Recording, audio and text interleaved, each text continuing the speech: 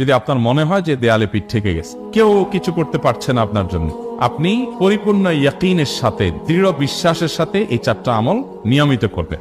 সকল পেরেশানি থেকে, সকল টেনশন থেকে বের হওয়ার পথ আল্লাহ তাআলা অলৌকিকভাবে তার জন্য আবিষ্কার করে দিবেন। ইনশাআল্লাহ গুলি মিস হতে পারে, আপনার দোয়া মিস হবে না। কখনো যদি আল্লাহ তাআলা এই আমলগুলো করার পরও আমার বিপদ দূর না করেন, তাহলে হয় আমার আমলের মধ্যে কোনো ত্রুটি ছিল, অথবা আমার এই বিপদ দূর না হওয়ার মধ্যে আমার জন্য কোনো কল্যাণ নিহিত ছিল।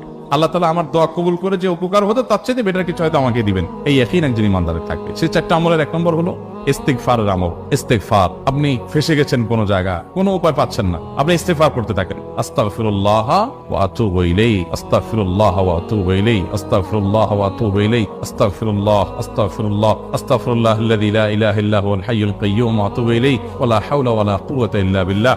اللهم انت ربي لا اله الا انت خلقتني وانا عبدك وانا على عهدك ووعدك ما استطعت اعوذ بك من شر ما صنعت ابو لك بنعمتك علي وابو لك بذنبي فاغفر لي فانه لا يغفر الذنوب الا انت سيدুল ইস্তিগফার। এভাবে যে কোনো ইস্তিগফার করতে থাকেন, আপনি বেশি বেশি করে আল্লাহর কাছে ইস্তিগফার, ক্ষমা প্রার্থনা করতে থাকেন, খুব বেশি। আপনার 2 ঠোঁটে অনবরত আপনি চাইতে থাকেন আল্লাহর কাছে ক্ষমা। নাম্বার 2, দুরূদ।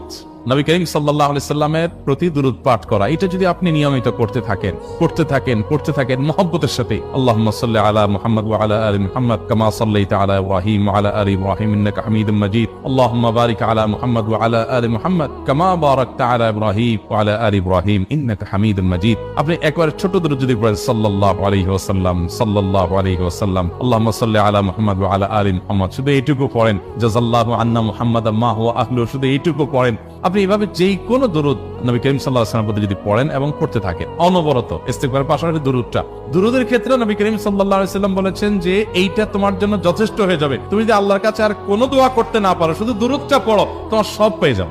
3 নম্বর আরেকটা আমল হলো দোয়া ইউনুস। লা ইলাহা ইল্লা আন্ত সুবহানাক ইন্নী কুনতু মিনাজ জালিমিন। বেশি বেশি পড়তে থাকবেন, যখন বিপদে পড়বেন ইস্তিগফার আর দুরূদ পড়বেন সবচেয়ে বেশি, আর মাঝে মধ্যে দোয়া ইউনুস, লা ইলাহা ইল্লা আন্ত সুবহানাকা ইন্নী কুনতু মিনাজ জালিমিন। আল্লাহ সুবহানাহু ওয়া তাআলা কোরআনে কারীমে এই দোয়ার পরে বলেছেন ওয়া কাযালিকা নুনজিল মুমিনিন। এই দোয়া পাঠ করার মাধ্যমে ইউনুস আলাইহিস সালামকে পৃথিবীর ইতিহাসের সবচেয়ে অলৌকিক ঘটনা, সকল সায়েন্স, সকল আপনার বিজ্ঞানের তত্ত্ব সবগুলোকে ভুল প্রমাণ করে দিয়ে ওই জায়গাটার জন্য আল্লাহ তাআলা ইউনুসকে মাছের পেটে ঢোকার পর সেখান থেকে আবার জীবিত রেখে বের করেছে। অক্সিজেন অভাবে তো সেখানে এমনি মারা যাওয়ার কথা, আরো নানা কারণে মারা যাওয়ার কথা, তাই না? কিন্তু আল্লাহ তাআলা তাকে রক্ষা করেছেন, কারণ উনি এই বিপদে পড়ার পর থেকে এটা পড়তেছিলেন, লা ইলাহা ইল্লা আনতা সুবহানাকা ইন্নী কুনতু মিনাজ জালিমিন। তো আল্লাহ তাআলা কোরআনে বলেছেন এটা ইউনুস, তার নবী ইউনুস আলাইহিস সালাম